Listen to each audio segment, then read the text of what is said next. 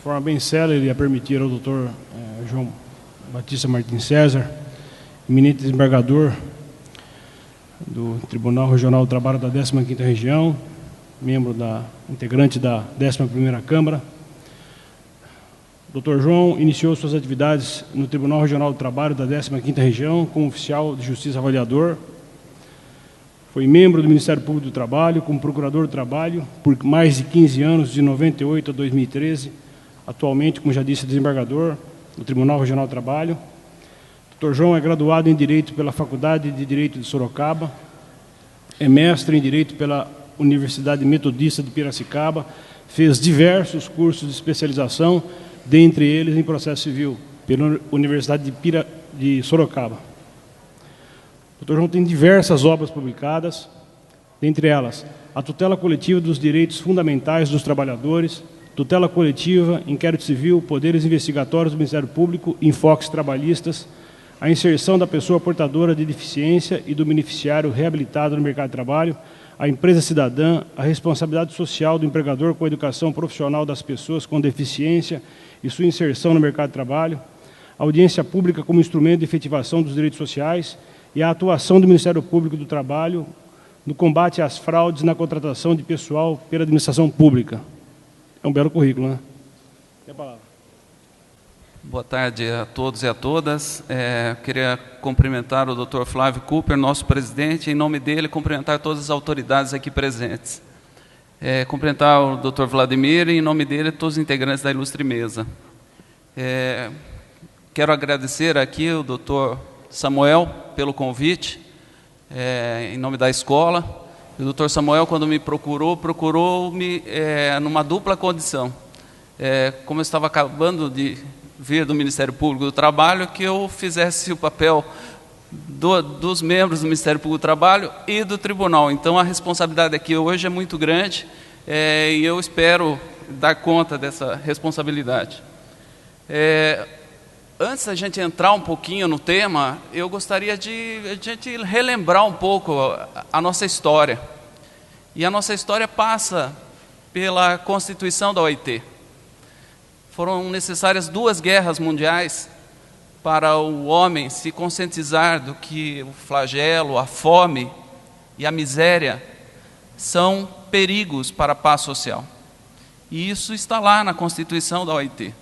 E o que eu via como membro do Ministério Público do Trabalho e hoje como desembargador, nada mais é do que aplicar o que está ali no preâmbulo da Constituição da OIT. E a gente, pleno século XXI, ainda engatinha em muitos desses pontos, infelizmente. Eu acho que a gente tem que pontuar rapidamente aqui que a CLT apregou, né?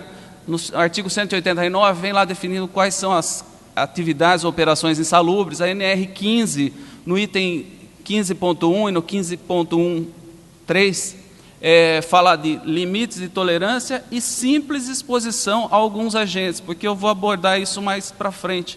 Então, é importante a gente qualificar bem, entender bem que tem 2 situações de insalubridade. Uma que a gente vai encarar limites de tolerância, outra não. Outra mera exposição já gera insalubridade conforme a NR15. É importante também pontuar os artigos 190, que fala do quadro de atividades insalubres, que mais para frente eu quero retomar o assunto. O artigo 192, que lamentavelmente há uma monetização da saúde do trabalhador. E isso a gente deveria encarar, pelo menos, na forma da Constituição de 88, que completou 25 anos, a gente deveria encarar dessa forma. E o artigo 193, parágrafo 2º, que fala lá que o trabalhador poderá optar entre adicional de periculosidade ou insalubridade, que eu acho que isso a gente deveria pensar um pouquinho hoje aqui. E aí pontuar que a nossa Constituição, no artigo 5º, parágrafo 1º, vem dizendo lá que as normas definidoras de direitos e garantias fundamentais têm aplicação imediata. Lá no artigo 7º, já vem lá que frisar aqui, porque nós estamos num congresso de trabalho rural, que é trabalhadores urbanos e rurais. E muito claro lá, além de outros que visem a melhoria de sua condição social. E aí vamos encontrar lá nos incisos 22 e 23 a redução dos riscos ao trabalho, né, que todo trabalhador deveria sair de sua casa íntegro e voltar íntegro. E depois vem lá a remuneração no 23. É sempre bom a gente lembrar, a gente ter as normas internacionais na cabeça. O que está ali no artigo 5º, parágrafo 1º, no artigo 7º, nada mais é do que a projeção do princípio do retrocesso social e da progressividade dos direitos humanos. E essas normas internacionais, o PIDESC, o Pacto de São Salvador, a Convenção Americana, vem nesses artigos aí que eu tomei a liberdade de mencionar, e eu falo ao público que não precisa copiar, porque eu já falei para o cerimonial disponibilizar esses slides para todos, que eu acho que é importante replicar essas informações. Então, quem quiser, o cerimonial encaminha por e-mail esse material. E esses princípios da proibição do retrocesso social e da progressividade dos direitos humanos são constantemente reconhecidos pelo Supremo Tribunal Federal. E aí eu trago várias ADIs aí embaixo, os números, quem tiver curiosidade de entrar, acessa o texto para saber. E aí eu queria chamar a atenção de vocês à súmula 460 do STF, de 8 de outubro de 64, e mencionar, né, que o golpe militar foi em 31 de março de 64, um momento histórico de tudo isso. E vem lá que, para efeito de adicional de insalubridade, tem que ter um enquadramento com atividade insalubre no quadro lá do Ministério do Trabalho, né? Ato de competência do Ministro do Trabalho e Previdência Social. E essa linha vem defendida na OJ número 4 do TST, né, que fala que é necessária a classificação da atividade de insalubridade na relação oficial elaborada pelo Ministério do Trabalho para a configuração da insalubridade no lixo urbano. Aí eu me pergunto e faço raciocínios aqui com vocês. Por que o STJ entende diferentemente disso? No STJ, eles aplicam a súmula 198 do extinto TFR, Tribunal Federal de Recursos, de 20 de novembro de 85. E compreende que não é necessária a relação lá no ato do Ministério do Trabalho. Se caracterizada a insalubridade por perícia, ela deve ser reconhecida judicialmente. Como sabemos, né, o fato social vem antes da lei. E aí a gente poderia entender, essa é uma decisão isolada do STJ? Não. Nesse recurso especial aí, 1306-113, o ministro Herman Benjamin, ele deu o rito das demandas repetitivas.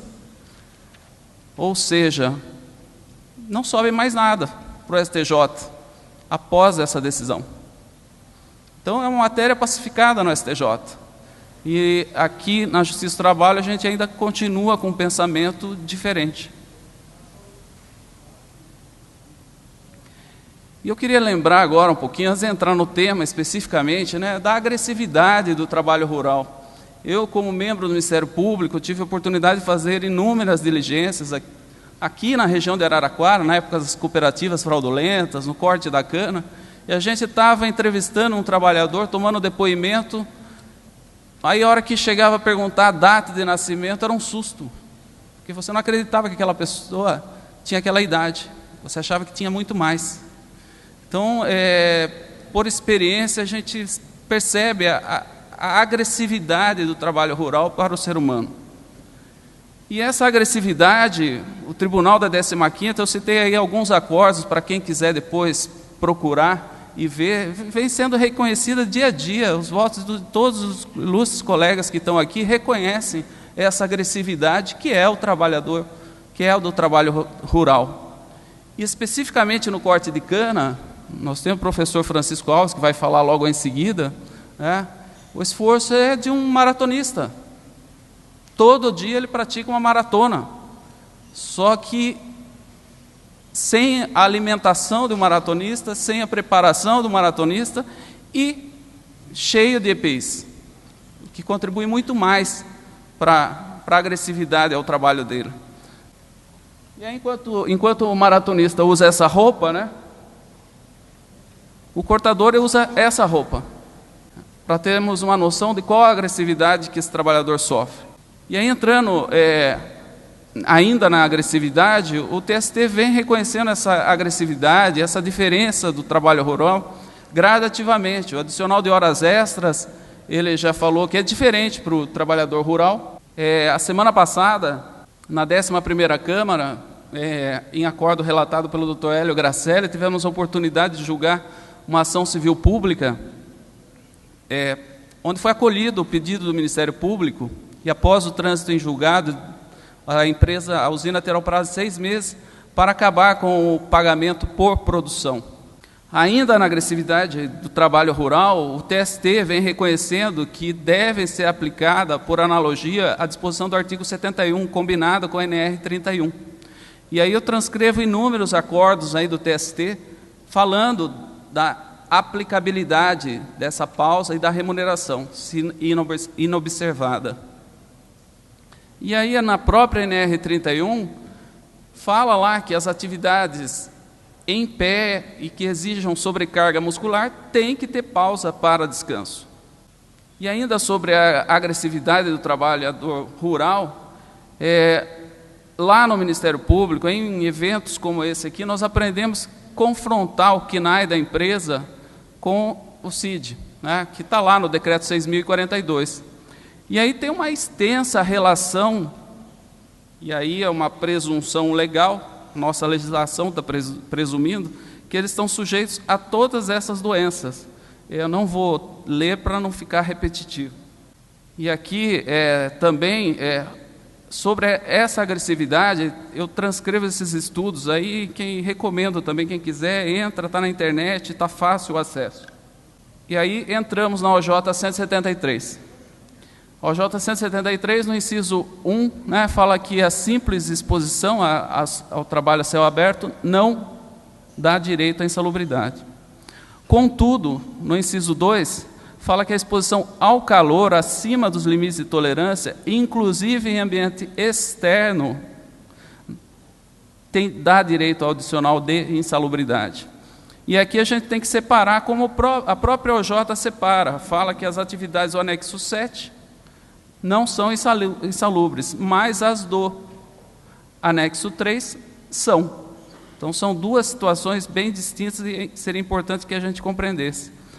E aqui, eu faria uma crítica ao OJ, porque recentemente eu estava escutando uma rádio de notícias falando que o câncer de pele representa 30% do índice de câncer na população brasileira. E aí uma simples pesquisa na internet, eu peguei essa informação aí do INCA, está aí o site, 70% e 25% respectivamente dos totais de câncer de pele no país. Então eu fico me perguntando se a simples exposição também já não seria causa, né? Mas como a ANR fala que não, então vamos continuar. Aí um acordo do ministro Maurício Godinho Delgado, falando que tem direito, e tanto tem direito, que aí eu transcrevo todos esses acordos. E muitos deles, eles já vêm aplicando o artigo 896, parágrafo 4º da CLT, a súmula lá 333, que não sejam recursos de revista, a matéria já superada por iterativa, notória e atual jurisprudência do TST. Eles não conhecem mais o recurso de revista sobre essa matéria. Aqui eu vou passar rapidamente, porque os ilustres colegas aí de mesa já abordaram a questão, então eu vou adiantar. Mas nesse anexo aqui, seria interessante os senhores perceberem que até 25 graus o trabalho pode ser contínuo, porque nós vamos trabalhar com atividade pesada, porque é o que está disciplinado na lei para o cortador de cana. De 25.1 a 25.9 é 45 de trabalho por 15 de descanso. De 26 a 27.9 é 30 minutos por 30, meio a meio. E quando passa de 28 a 30 é 15 minutos de trabalho por 45 de descanso. E se passar de 30, não é permitido trabalho. Hoje o que a gente está vendo? E aí, voltando à atividade do cortador de cana, o ciclo de trabalho dele é de 5,6 segundos, conforme a gente vê nos estudos sobre essa questão. E o ideal seria que um ciclo de trabalho tivesse no mínimo 30 segundos, por questão de ergonomia. Sobre a a exposição do Dr. Paulo do site da Fundacentro, tem lá, eu recomendo que entrem, porque no próprio site da Fundacentro eu consegui a seguinte tabela. E aí já vem quais os tempos de descanso e quais o período de trabalho. E melhor ainda, que é uma ferramenta muito boa, porque você pode escolher a atividade, você pode escolher o colhedor de laranja, o que trabalha no eucalipto, tem várias previsões, lá você escolhe o trabalhador e ele dá a tabela. E também, por curiosidade, entrei no site do Climatempo, do INPE e vários outros, e pedi lá a climatologia de determinada cidade. E em todos os meses do ano, ultrapassa o que nós estamos discutindo aqui hoje. E aí, eu ouvi um argumento numa ação civil pública que não deveria ser aplicada a NR15 nessa situação, que deveria ser aplicada a NR31. Mas eu lembro que o artigo 13 da Lei dos Rurais fala que aplica sim as NRs. E como não aplicar uma NR isolada, a NR31, e não aplicar a NR15, quer dizer então que nós vamos excluir toda a insalubridade, porque o que define a insalubridade é a NR15. Então nós vamos tirar dos rurais as insalubridades, os agentes insalubres, e nós vamos tirar também a NR7, a NR9, que falam do PPRA, do PCMSO. Eu acho que o data vênia, esse raciocínio não se coaduna com o nosso ordenamento jurídico. E aqui eu estou pegando um argumento de um acórdão do TST, desses que eu mencionei acima, né, que o fato do período ter ser utilizado em medições de temperaturas feitas em outras ocasiões, não retira a eficácia probatória da perícia, do laudo pericial. E aqui um dado interessante que o perito menciona, né? Nas quase 200 de processos onde as medições foram realizadas por esse perito, o IBUT-TG ultrapassou os limites de tolerância, né? E aqui um agravante, que os pesquisadores devem se aprofundar mais. Nós sabemos que a cana é queimada. E numa matéria que divulgou um trabalho da PTM de Bauru, que daqui a pouco eu vou comentar, falou que essa temperatura é acrescida em 2 graus em razão da queimada e do calor que permanece no solo e na cana. E aí vem interessante, né? Nas ações civis públicas que eu tive contato, o PCMSO das usinas não prevê o calor como um agravante à saúde dos trabalhadores. Apesar da própria NR31, no item 31.19, constar. Então, esse PCMSO, para mim, é um documento imprestável, que ele deveria prever todas as agressões que o trabalhador está sujeito. E o mais interessante, que prevê o calor para algumas situações de escritório. Na ação civil pública que julgamos da proibição do pagamento por produção, os trabalhadores do escritório tinham previsão de exposição ao calor. Falava lá que estava dentro do limite de tolerância, mas previa. Com relação aos cortadores, não tinha nenhuma menção. E aí lembrar, né, que a Lei 8.213, parágrafo 1º, fala que a empresa deve adotar as medidas, mas mais do que isso, no parágrafo 3º, fala do direito à informação do trabalhador. Ele tem que saber quais os riscos daquela atividade, tem que ser conscientizado disso. E o próprio artigo 157 da CLT, inciso 2, também fala, no mesmo sentido. E aí, nós vamos para o artigo 422 do Código Civil, da boa-fé contratual. Essa informação tem que ser clara o tempo todo. É um contrato de trabalho? Mas o trabalhador deve ser informado dos riscos a que ele está exposto. E, infelizmente, isso eu não estou vendo até hoje. E aí, vou lembrar para vocês, né, eu acho que história é importante, a gente sempre vê. E o artigo 132 do Código Penal, expor a vida ou a saúde de outro, quem entrar lá na exposição de motivos do Código Penal, vai ver que ele foi previsto como um complemento da legislação trabalhista. E aí falar um pouquinho da atuação do Ministério Público do Trabalho. A PTM de Bauru, o doutor Luiz Henrique, o doutor Marcos Vinícius, em outubro de 2007, junto com o Grupo Móvel, em diligências na região de Ourinho, pegaram lá 9 trabalhadores que haviam desmaiado no corte de cana. E os prontuários relatavam tremedeira, cãibras, vômitos, sudorese, nos horários das 10h30 às 14h40, no pico, né, do calor. E aí firmou um TAC com a usina Renascença, prevendo, né, as medições de temperatura e a suspensão da atividade quando atingisse 37 graus de temperatura. Em razão disso, começaram ações civis públicas do Ministério Público. Eu cito aqui um site que tem uma ação civil pública inteira do Dr. Rafael de Araújo Gomes. Quem quiser também pode entrar lá e ver os fundamentos, né? E essas ações, pelo menos as que eu tive acesso, né, as 4 que eu tive acesso, foram acolhidas pelo Judiciário aqui da 15ª Região. 2 com a sentença da doutora Ana Paula, outra com o doutor Pedro Sanzovo e outra do doutor Edson da Silva Júnior. E os dispositivos sempre no sentido de elaborar aquilo que já está lá na NR, né, prever realmente as que riscos os trabalhadores estão submetidos, interromper a atividade, né, com os períodos de descanso quando atingir acima de 25, e remunerando esse período, que o trabalhador não pode ser prejudicado, porque o risco todos nós sabemos que é do empregador. E um TAC interessante, doutor Rafael, ele já incluiu a umidade relativa inferior a 12%.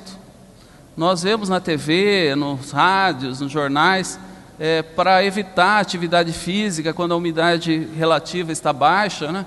O que dirá de um trabalho nessas condições? Eu queria colocar aqui para vocês uma questão nova. Eu peço licença para vocês que vou ter que ultrapassar um pouquinho do tempo, né? Estou correndo aqui para ficar dentro do prazo, mas é difícil. É uma outra questão que nós não temos visto muito aqui em São Paulo, mas no Paraná, em Goiás, é comum, que é a insalubridade pelo contato com hidrocarbonetos policíclicos aromáticos, HPAs, que a queima da cana produz várias substâncias, né? E dentre elas o HPA. E há estudos relatando o aumento da procura da população ao serviço de saúde na época das queimadas e ao depósito desse material nos equipamentos de medição. O que dirá da saúde dos trabalhadores rurais?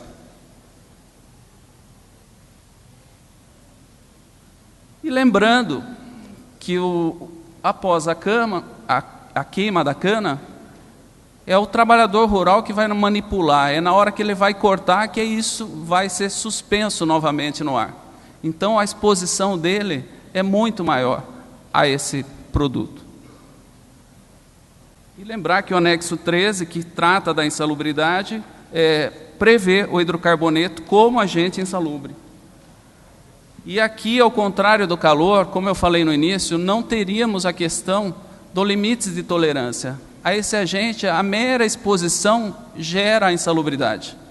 E aí o decreto 3.048, na sua lista A, prevê o hidrocarboneto como agressivo à saúde do trabalhador e lista 45 doenças profissionais em razão da exposição ao hidrocarboneto.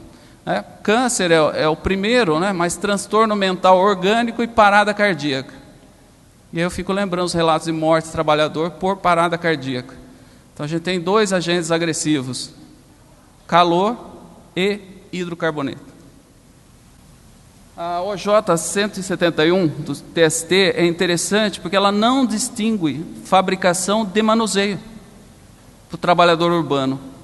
E nós vamos distinguir para o trabalhador rural? E aqui eu cito alguns precedentes da Justiça do Trabalho, aí do TST e vários da Paraná e de Goiás, que vão ficar à disposição aí do senhor. Lembrar, né, que a Lei de Meio Ambiente, a 6938/81, no seu artigo 14, parágrafo 1º, fala que o pagador é obrigado a indenizar não só os danos causados ao meio ambiente, mas também os terceiros afetados pela atividade nociva. E agora eu estou terminando, eu queria lembrar aqui com vocês, citar o ex-ministro Carlos Aires de Brito. Ele deu uma palestra no Congresso do Ministério Público do Trabalho e falou, né? Eu me pergunto se o intérprete da Constituição e seu guardião tem o direito de ser conservador.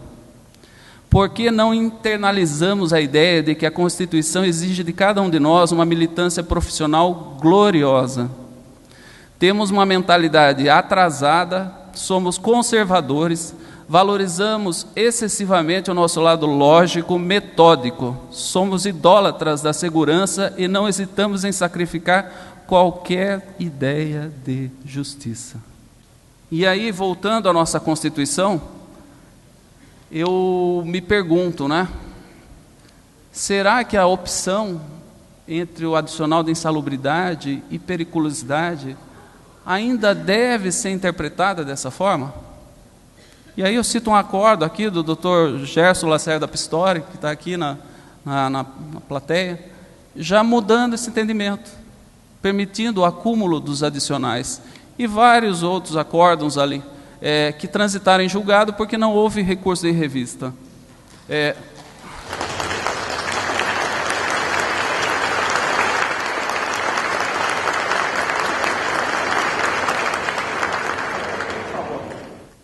Aí ontem, vendo as notícias, né, e lembrando que o posicionamento do Dr. Gerson vai ao que está previsto na Convenção 148 e 155 da OIT. E aí ontem eu tive acesso a essa notícia aí, né? O jurista italiano Luigi Ferraioli, falando que a nossa Constituição é uma das mais avançadas do mundo, né? De terceira geração, transformou direitos sociais em direitos fundamentais, criou obrigações políticas em relação aos cidadãos. Então eu fico me perguntando, quando que nós vamos dar concretude a essa lei que nós temos e completou 25 anos? Quando nós vamos dar concretude para tratar saúde do trabalhador como a lei maior previu? Eu quero dizer que a NR, como nós sabemos, elas são aprovadas tripartite, empregados, empregadores e governo. Se a NR 15 hoje não é adequada, eu reputo que porque se fosse aplicada, nós não teríamos a notícia de morte de trabalhadores, desmaios de trabalhadores. As partes podem conversar civilizadamente, de boa fé, e alterá-la. Mas hoje ela está aí, é um mínimo que prevê de saúde para o trabalhador. A NR 9 autoriza que a gente vá além em normas internacionais, poderíamos ir buscar no direito americano, se fosse melhor do que temos hoje na NR 15. Se não permanece o que temos na NR 15. É assim que a NR 9 autoriza.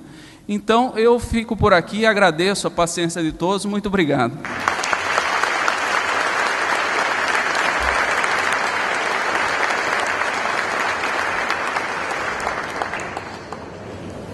Muito obrigado, Dr. João Batista, pela brilhante exposição, objetiva, clara e muito substanciosa. Senhores, eu contei, nós temos 26 perguntas e, infelizmente, não será possível fazer nem um terço delas. Então, por conta do tempo já adiantado, nós faremos uma pergunta para cada um dos expositores. Eu já passei as perguntas para o doutor José Manuel e para o doutor Paulo. E, pela ordem, só pediria, doutor Paulo, respeitosamente, para ser bem conciso por conta do atraso. Muito obrigado. A pergunta é a seguinte: o senhor quer que eu leia? Foi endereçado, inclusive, diretamente ao doutor Paulo. A pergunta foi se havia um modelamento científico, né, para a elaboração do software, né, e se há diferenças consideráveis com as medições de equipamentos. Primeiro, todo software, né, precisa de um modelamento matemático. Então, o que nós temos em relação ao IBLTG estimado, ele é feito matematicamente utilizando parâmetros das estações meteorológicas que são reais. Então, por exemplo, a temperatura de bulbo, a temperatura de globo é simplesmente um balanço térmico do que entra dentro do globo e o que sai, né? E você determina a temperatura assim, é uma conta matemática. Então, o erro daí tem a ver apenas quanto ao lugar onde que ele é aplicado, porque ele é estimado num determinado lugar que não é exatamente onde o trabalhador está, mas é uma média, né? Esse ponto é um lugar que fica no centro de algumas estações meteorológicas. Mas quanto à matemática, não existe erro nenhum. A temperatura de bulbo úmido, são os 3 termômetros para achar o IBUTG. Termômetro de globo, que é esse que nós calculamos simplesmente a temperatura, é algo matemático. TBN, que é feito também uma metodologia matemática se chamando regressão múltipla, em que você faz muitas medidas com o aparelho e compara depois com o estimado pelo software. E aí se vê se existem grandes erros ou não, né? E a pergunta que tem a parte final é se há diferença consideráveis entre essa estimativa e o BTG. As diferenças que nós estamos encontrando são do tamanho, por enquanto, dos erros feitos com os equipamentos. Como nós mostramos, para fazer uma medida de BUTG, nós temos erro de leitura, erro do equipamento, erro de calibração, erro do dia de avaliação, erros se esse dia é representativo ou não, e outros. Então, é claro que há erros, tanto na medição para considerar que aquela é a exposição ao trabalhador, quanto na estimativa do software.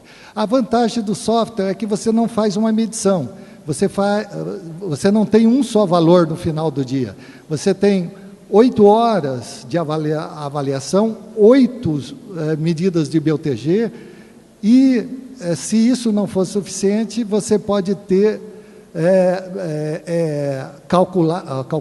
avaliar, estimar o ano todo, ou o verão todo, ou o inverno todo, em 10 minutos, hora por hora. Então, isso me dá uma convicção de que esse valor estimado é mais representativo da exposição verdadeira do trabalhador.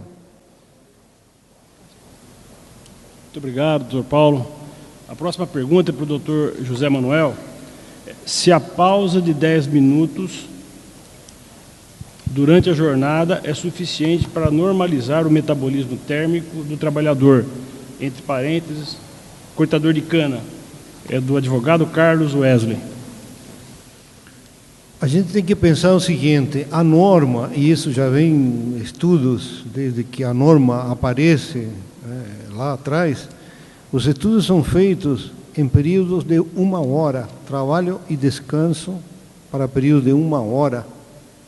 Então, eu tenho 30 minutos de trabalho por 30 de descanso, ou posso ter 45 por 15 e assim por diante. Então, o cálculo é feito por 1 hora. Então, respondendo à pergunta aqui, se a pausa de 10 minutos quando? Na jornada completa de trabalho, é evidente que está errado. Tem que ser feito um estudo hora em hora. Inclusive, as normas nos Estados Unidos, por exemplo, eles consideram 2 horas de cálculo, 2 horas de trabalho. Então, não pode ser 10 minutos para uma jornada de 8 horas. Tem que ser calculado para cada hora. A mesma coisa, a segunda pergunta, o pagamento de produção propicia um maior dano à saúde, é a mesma coisa. É dizer, se eu não tenho um estudo completo, um estudo bem fundamentado do IBUTG por hora, eu não posso recomendar, digamos, um trabalho de direto, sem descanso, ou com descanso de 10 minutos. Eu acho que é o caso também aqui. Tá? Se esse trabalho, digamos, esse pagamento por produção significa sem descanso, então é evidente que não pode ser desse jeito. Muito obrigado, doutor José Manuel.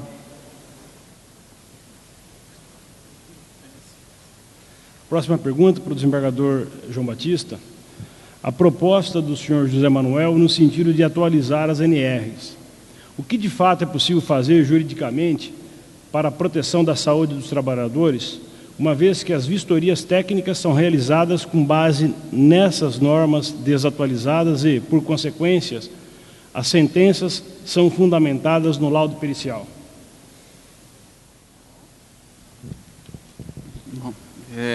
Como eu já disse no final da palestra, da minha fala, eu penso que aplicar a NR15 já seria um grande avanço, com as pausas previstas ali no seu anexo.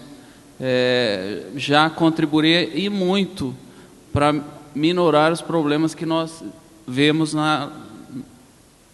nas lavouras aí.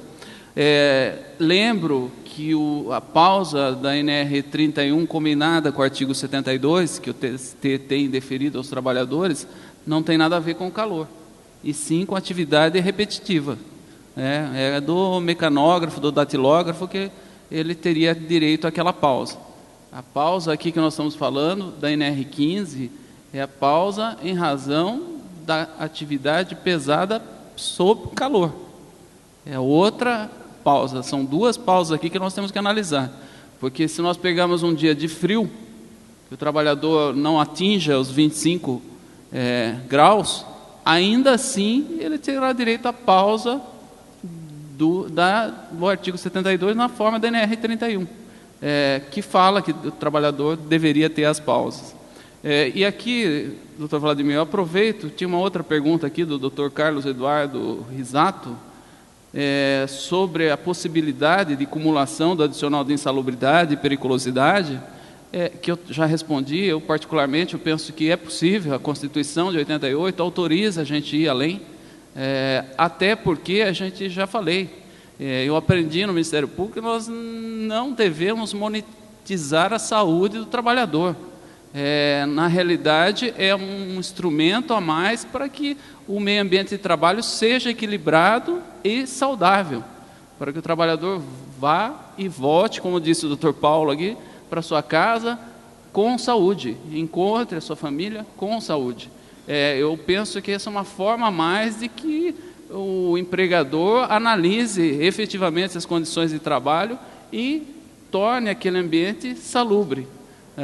Eu queria fazer um agradecimento aqui ao Dr. Luiz Henrique Rafael, procurador do Ministério Público do Trabalho, que me mandou o material aqui, e é um procurador que a gente brinca, procurador peão, né?